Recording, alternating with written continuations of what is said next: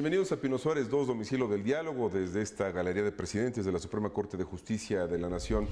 Recibimos a una gran personalidad, un médico que ha rebasado fronteras, orgullo de nuestro país, uno de los especialistas más reconocidos en materia oncológica en el mundo, el doctor Alejandro Moar, quien es director general del Instituto Nacional de Cancerología en nuestro país. Doctor Moar, pues muy agradecidos por su tiempo para esta entrevista en el canal de la Corte. No, al contrario, muchas gracias por la invitación. Gusto estar aquí. Gracias, doctor. Tenemos muchos temas y quiero aprovechar al máximo los minutos que tenemos. Usted es médico cirujano por la Universidad Nacional Autónoma de México, estudios de maestría y doctorado en la Escuela de Salud Pública de Harvard, donde también dio clases, tengo entendido. Investigador del Instituto Nacional de Cancerología y en el sistema de investigadores. Destacado integrante también de la Junta de Gobierno de la Universidad Nacional Autónoma de México, de la cual es usted egresado. Revisando algunas conferencias, pláticas o reflexiones que usted ha hecho en diversos medios o en diversos foros, doctor, le escuché algo que me llamó la atención, que es una obviedad, pero que me parece fundamental para abrir la conversación. Usted ha dicho que la principal manera de atacar o combatir el cáncer es hablar de él.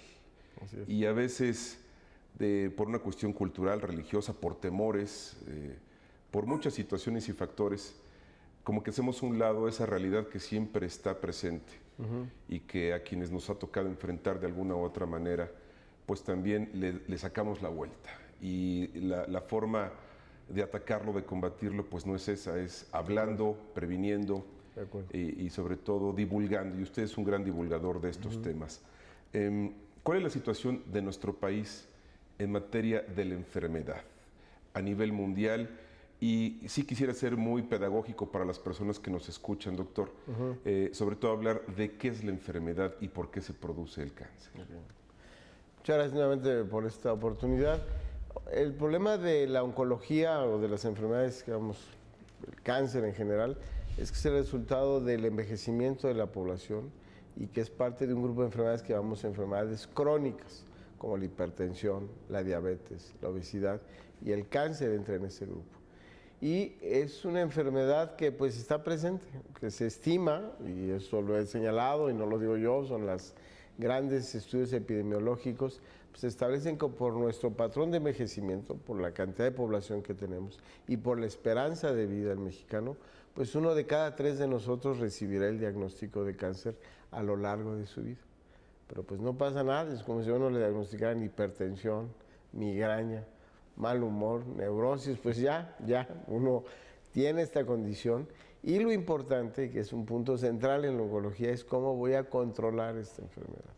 Y tenemos oportunidades de prevenirla, evitar que nos dé, curarla, y bien, si no se pueden estas dos, controlarla a muy largo plazo y tener una buena calidad de vida. Y como lo he dicho en otras oportunidades, pues podríamos fallecer con el cáncer, pero no del cáncer. Entonces, un hombre que es diagnosticado de cáncer de próstata a los 55, 60 años, pues puede vivir bajo control 20 años y fallecer a los 80, 85 años en un infarto del miocardio. Y no a causa del cáncer de próstata, que estuvo controlado. Entonces, ¿qué es el cáncer? Y es pues muy complejo la definición, pero en términos generales no es una enfermedad, son más de 200 enfermedades distintas, porque hay cáncer de pulmón, cáncer de estómago, cáncer de piel, leucemia. Y cada una es distinta. Y lamentablemente cada una pues tiene un perfil de riesgo, un perfil diagnóstico, un perfil de tratamiento y un perfil pronóstico. Pero se resume que es el efecto de cualquier célula, o sea, estamos hechos de billones de células, que una célula determinada sufre daño sobre la información del núcleo, el DNA, o sea, nuestra secuencia de genes, sufre un daño, ya sea por una mutación, por una infección, por el tabaquismo crónico, y esta célula pierde el control de su crecimiento, que como cualquier ser humano, pues una célula crece, se reproduce y muere. Cuando está afectado su código genético, empieza a crecer y no tiene un freno, no se detiene, entonces se convierte en un crecimiento totalmente abigarrado, sin control, y de ahí la formación de un tumor maligno.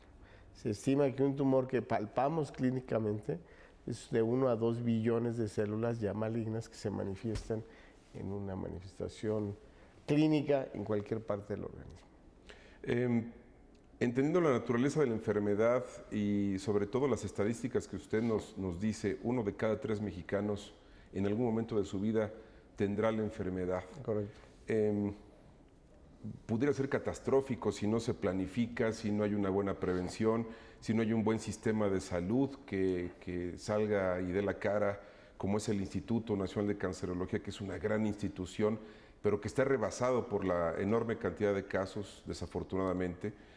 Hay presupuestos, se hacen esfuerzos.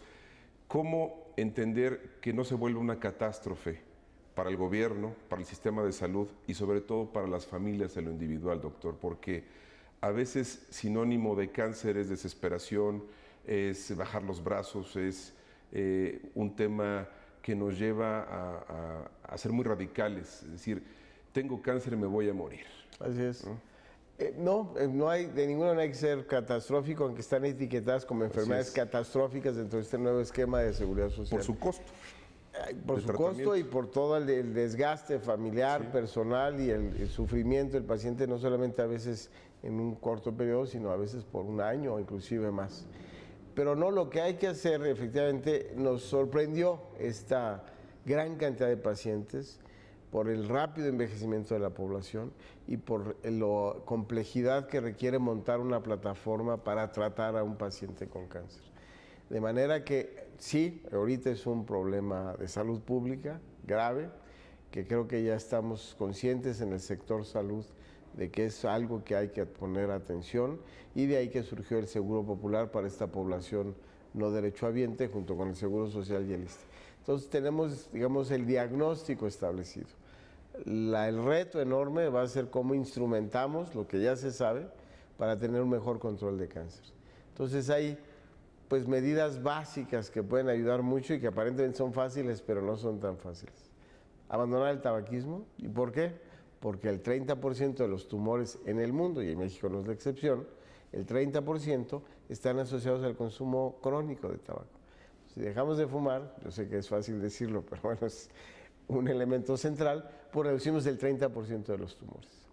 Si podemos establecer mejor la prevención secundaria, es decir, la detección temprana de estos tumores, y podemos platicar un poquito más adelante, pero básicamente de mama, de colon y recto, de próstata con sus reservas y de cáncer cervicuterino, pues ahí añadimos otro componente de que se curan esos pacientes. Y lo otro es que una vez se ha identificado un tumor en etapa intermedia o avanzada, pues lo importante es que ese paciente sea referido a un centro oncológico, porque tiene una oportunidad de control si se ataca óptimamente y de manera integral en el primer arranque del viaje que tiene cualquier paciente una vez que recibe el diagnóstico de cáncer. Entonces, si se le da buena cirugía, buena radioterapia y buena quimioterapia, se le estudia bien y se le ofrece este tratamiento multidisciplinario, pues ese paciente puede estar controlado muchos años. Entonces, en resumen, sí podemos hacer mucho. No es sentencia de muerte. Parece una enfermedad que ya llegó, no se va a desaparecer, va a estar con nosotros. Entonces, lo importante es qué frente le vamos a hacer con estos 3 elementos: información de prevención, diagnóstico temprano y ciertamente lo más complicado pues es levantar una mejor plataforma a nivel nacional para el manejo integral del enfermo con cáncer. ¿Cuáles son los tipos de cáncer más frecuentes? Y ustedes tienen mediciones muy sí, concretas. Esto se sabe ya, y en México, en el resto del mundo lo sabemos perfectamente, y lo más importante es dividirlo entre géneros, porque obviamente el patrón de las mujeres son distintos, los factores de riesgo y naturalmente la constitución anatómica y el funcionamiento es distinto. Entonces, en México, como en el resto del mundo, en la mujer el primer tumor es cáncer de mama. En México, seguido de cáncer de mama, es cáncer cervicuterino. Después viene un grupo de tumores que le llamamos de tubo digestivo, que es estómago, hígado, colon y recto. Y en los hombres, en mucho, el primer tumor más frecuente pues, es cáncer de próstata, seguido también de cáncer de tubo digestivo, cáncer de pulmón, linfoma no Hodgkin. Entonces, con este panorama de cuáles son los tumores más frecuentes y que sabemos que podemos hacer algo con ello, pues es relativamente fácil, se suena fácil, pues montar estructuras de prevención. Vacunación contra el virus de la hepatitis B, que previene el cáncer de hígado. La vacunación que ahora ya se está haciendo en niñas contra el virus del papiloma humano, que previene el cáncer cervicuterino.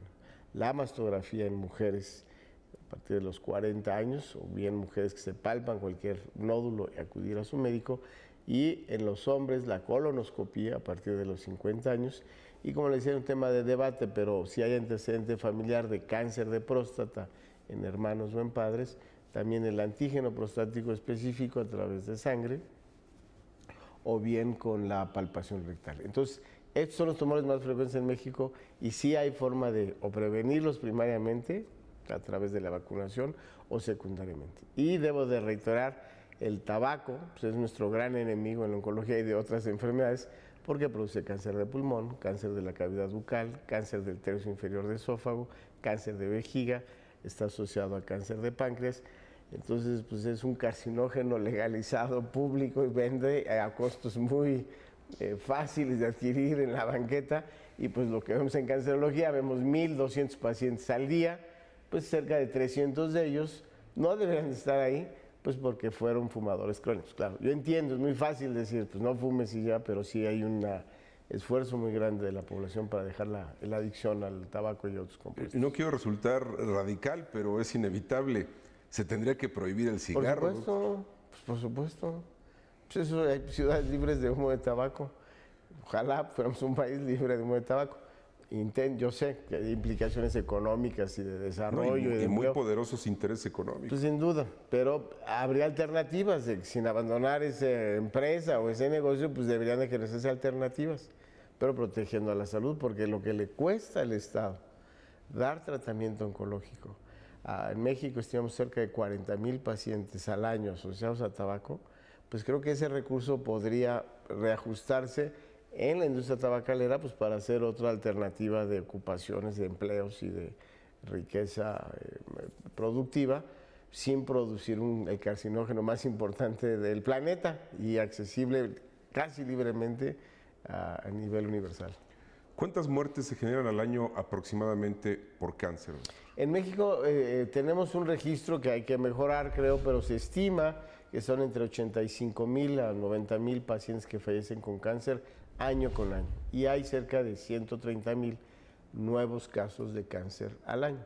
Y de los sobrevivientes de cáncer, porque estamos en esta batalla, consideramos que 500,000 de mexicanos alrededor tienen el diagnóstico de cáncer, pero funcionan y operan normalmente porque hemos logrado tener un control de la enfermedad. Y estas tasas obviamente se van moviendo derivado de muchos factores, pero en el futuro, usted nos decía, lamentablemente se prevén mayores casos detectados en el futuro sobre cáncer. Hay dos fenómenos que en México han sucedido y que han aumentado este patrón epidémico de la enfermedad. Uno es que sabemos diagnosticar mejor el cáncer y que antes pues había enfermedades poco específicas y que fallecía rápidamente un paciente sin tener el diagnóstico. Ahora tenemos una excelente tecnología para poder identificar que la causa de muerte o que la causa de la enfermedad es cáncer. Entonces eso ayuda a un mayor número de casos. Y lo otro, pues es este incremento en la prevalencia de factores de riesgo y el envejecimiento de la población. Fumamos más, hacemos menos ejercicio, aumentamos de peso, hay más diabéticos y gente con sobrepeso, que aunado al tabaco y al alcohol y a una vida sedentaria y al envejecimiento, pues no quiere decir que nos va a dar a todos, pero ese patrón es el que está año con año incrementando el número de enfermos que reciben el diagnóstico de cáncer. El factor de la herencia es un tema muy importante para la enfermedad. Sin duda. Afortunadamente es un patrón que lo vemos en una menor frecuencia, el 5%, y hay tumores muy definidos que sí tienen un patrón hereditario, principalmente cáncer de mama, cáncer de ovario y cáncer colorectal. Pero más del 90% de los pacientes que vemos no tienen directamente un antecedente familiar directamente ligado. Pero ahí es una oportunidad. Si la mamá, las hijas, la hermana de una persona tuvo cáncer de mama, pues hay formas de mantener una vigilancia mucho más estrecha para identificar la lesión benigna o una lesión maligna o bien hacer una intervención para evitar el desarrollo de este tumor. Doctor, ¿qué está haciendo el gobierno mexicano, el Instituto de Cancerología, el sector salud, para enfrentar esto que es, usted lo ha catalogado y es realmente así, una epidemia? Pues obviamente Cancerología junto con instituciones hermanas del sector salud, con el Hospital General, el Hospital Juárez, que somos hermanos en manejo del cáncer, el Centro Oncológico del siglo XXI, Hospital 20 de Noviembre, que son instituciones de mayor referencia de pacientes oncológicos, pues estamos muy alarmados, hemos hecho propuestas de un plan nacional de control del cáncer y hemos llevado al gobierno federal pues la necesidad, pues sí, yo sé que todos queremos más recursos, pero pues creemos que es fundamental poner más recursos en prevención, en diagnóstico temprano y en la infraestructura de tratamiento. El gobierno mexicano yo sé que tiene muchas necesidades, pues Cancerología ha impulsado el Seguro Popular, hemos sido enormemente beneficiados por el Seguro Popular y creo que hay una oportunidad de mejora en los estados, en los centros estatales de cáncer, que pueden verse beneficiados si se fortalece su infraestructura tecnológica y de recursos humanos, pues para que los pacientes de esos estados o donde no hay centros estatales o sean débiles esos centros estatales, pues no sean referidos al DF, sino que se queden en su lugar de origen. Entonces sí hay oportunidades de una mejor organización, una mejor descentralización, que permita a Cancerología pues, hacer más investigación y proponer qué tenemos que hacer como un ente consultante del gobierno mexicano para el control de cáncer. ¿Qué porcentaje de los enfermos de cáncer viven en condición de pobreza, por ejemplo, doctor? Que es un factor que también el Instituto ataca pues, de manera directa, lo hemos visto. Tienen muchos esquemas para auxiliar a la población pues más desprotegida, la que no tiene acceso a otro sistema de salud y que recibe muy buena atención médica, incluso el medicamento para salir adelante. Así es uno de los mitos de cáncer, que hay 4, pero uno de ellos es que el cáncer le da a países o a las comunidades o poblaciones de mayor recursos económicos o plenamente desarrollados. Y pues ya vemos que no, que hoy más del 70 o 60% de los tumores se presentan en países pobres o en vías de desarrollo. Y en México pues no es la excepción. En Cancerología, que es un hospital público, está dedicado a población sin acceso a seguridad social, salvo aquellos tumores del Seguro Popular. Y pues el promedio de ingresos en Cancerología en los pacientes, que son 1.200 pacientes diarios que llegan, pues es de 3 salarios mínimos. 1 de cada 4 de los pacientes es analfabeta y viene no solamente del DF, el 30%, sino el 70% vienen del Estado de México, de Hidalgo, Tlaxcala, Querétaro y Morelos principalmente, donde no hay estructura oncológica, entonces pues todos los pacientes son referidos a nosotros. Y la gran limitante son pacientes pobres con poca información, pues obviamente vienen con tumores muy grandes, en donde se vuelve mucho más complicado el control de su enfermedad. ¿Tiene que ver el medio rural o el medio urbano para factores de riesgo en la enfermedad? Yo he escuchado comentarios desinformados sin duda de hablar, por ejemplo, es que el smog que respiramos es un factor para que nos pueda dar cáncer. Y hay muchos mitos urbanos, digamos, poco aterrizados o demostrados científicamente. O sea, sí hay algunos factores de riesgo bien identificados, como la exposición de plaguicidas, por ejemplo, en el campo, que genera algunos asbestos de origen hematológico, el humo de leña, la cocina, el humo de leña en mujeres con cáncer de pulmón. Usted ya mencionó la construcción de asbestos, produce un tumor que se llama mesotelioma, pero de eso a que el smog sea causante de cáncer, pues aquí ya habríamos, ¿no? Miles, nos hemos quedado como moscas aquí. Millones, y que se no había ni siquiera verlos, pero obviamente hay ciertos componentes de la contaminación ambiental que es un cofactor, que es un tema de enorme interés de investigación para identificarlo. Una pregunta recurrente, doctor. ¿Estamos cerca de una eventual cura contra la enfermedad o tendremos que aprender a vivir con ella y a controlarla? Es muy importante, porque el 30% de los tumores se curan. Pero acuérdense que son como 200 tumores. Entonces, pues sí, hay una gran variedad de tumores, pero un 30%, los cánceres de testículo, el linfoma de Hodgkin, el cáncer de mama, el cáncer de colon en etapas iniciales, pues sí podemos curar. O sea, el paciente recibe el tratamiento óptimo y se cura, hasta el 30%. Pero el secreto ahí es detectarlo en forma temprana. Pero también lo que es una realidad, y que con eso iniciamos esta conversación, el punto es, pues ya me dio cáncer, pero es como, pues soy hipertenso, pero pues yo me tomo un bloqueador y pues hago una vida normal, soy diabético, pues me controlo la glicemia y tengo pues toda una actividad como un sujeto sin diabetes. Hoy, un paciente con leucemia granulocítica crónica de 30 años que recibe este diagnóstico, la esperanza de vida es la misma para un paciente que no tiene leucemia, porque ahora hay un medicamento que se llama imatinib, que se toma, la pastilla, y controla la leucemia y cura al paciente por años. ¿Ya? Entonces, hay que contextualizar. Sin embargo, pues hay tumores como el cáncer de páncreas, cáncer de pulmón, tumores cerebrales, algunos tipos de leucemias, o que llamamos mieloma, que no se curan, no se van a curar, pero que hay forma de controlarlo y en un margen ofrecerle una buena esperanza de vida. Entonces, en resumen, hay una enorme cascada de investigación de factores de riesgo para prevenirlo y también de terapéuticas que esperemos con los años podamos ir generando mayores expectativas de curación a esta gran variedad de enfermedades.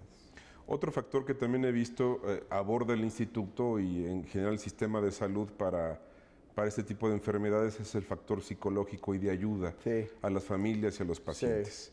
Es decir, viene una depresión, viene a veces una catástrofe anímica, incluso económica, ¿no? Para quienes no tienen las protecciones o los seguros.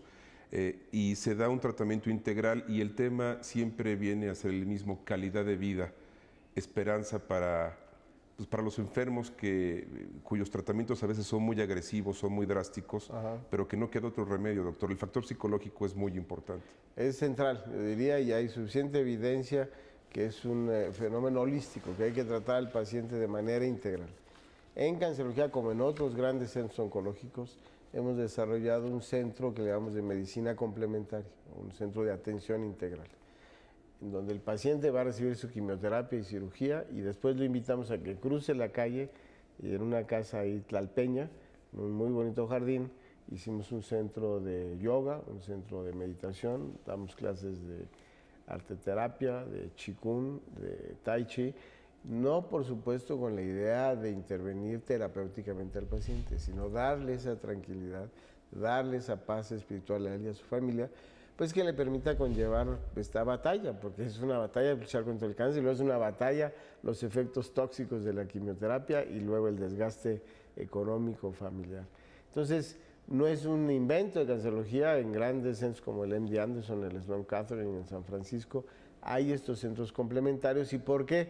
Pues porque el paciente con cáncer siempre buscaba otras alternativas y abandonaba el tratamiento. Entonces iba a hacer yoga, le iban a poner imanes, iba con la uña de gato, que no estamos peleados, simplemente que complemente y no abandone su tratamiento ortodoxo, homeopático, o más bien alópata, para que podamos tener un mejor control de la enfermedad y a la vez complementarlo. Y eso es parte de este ámbito espiritual y psicológico que buscamos. En materia de investigación, que también es un punto toral, ¿cómo se encuentra nuestro país? Pues somos pocos y hay pocos centros que hacen investigación en cáncer. México tiene una larga historia de excelencia en investigación en enfermedades infecciosas desde hace muchas décadas, y pues pareciera que se detuvo ahí en el tiempo porque hay un enorme grupo de investigadores trabajando en enfermedades infecciosas.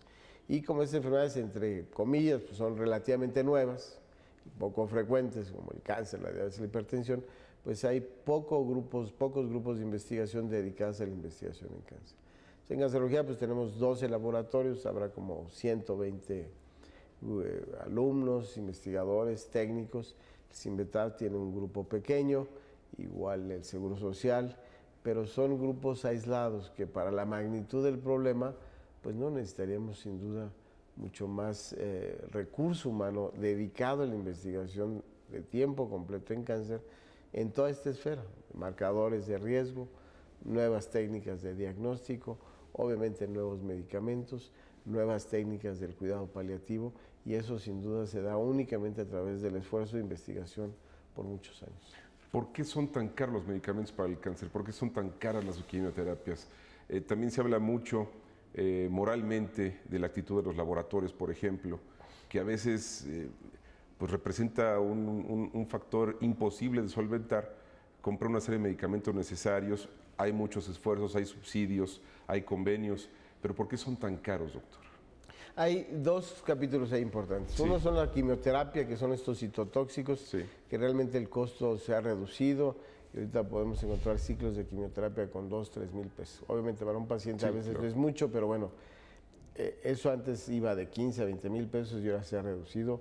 mucho por la presencia de medicamentos genéricos, que nos ha abierto la puerta para que pacientes con genéricos de calidad correspondiente puedan recibir ese tratamiento. El costo lamentable de los nuevos medicamentos, pues sí es una barbaridad. A veces puede uno pagar 100,000 pesos por una dosis que tienen que recibir 3. Pues nadie en nuestro país pudiera pagar eso. Algunos seguros lo cubren, pero en una población muy reducida. ¿Por qué son tan caros? El argumento de la industria farmacéutica es que han invertido billones de dólares en investigación para identificar y que ahora lo tienen que recuperar. Mi argumento en la industria, que pues es una interdependencia de amor y odio, pero bueno, ahí vamos, es en el sentido de que no nos pueden vender a los mexicanos al mismo precio de un medicamento que al precio de los japoneses y de los ingleses, porque pues el ingreso per cápita de Japón pues es 10 veces, a veces o más que el mexicano, y como el precio de un anticuerpo monoclonal que le puede ayudar a un paciente es 10 veces de lo que él pudiera pagar. Entonces, pues hay un esfuerzo, creo que es un tema de enorme interés, que de hecho es jurídico, legal. Aquí la Suprema Corte ha intervenido en biocomparables, bioequivalentes en esta discusión, y es un tema que yo creo que todos tenemos que participar más activamente, y qué acuerdo podemos llegar para hacer más accesibles estos nuevos medicamentos a la población en general.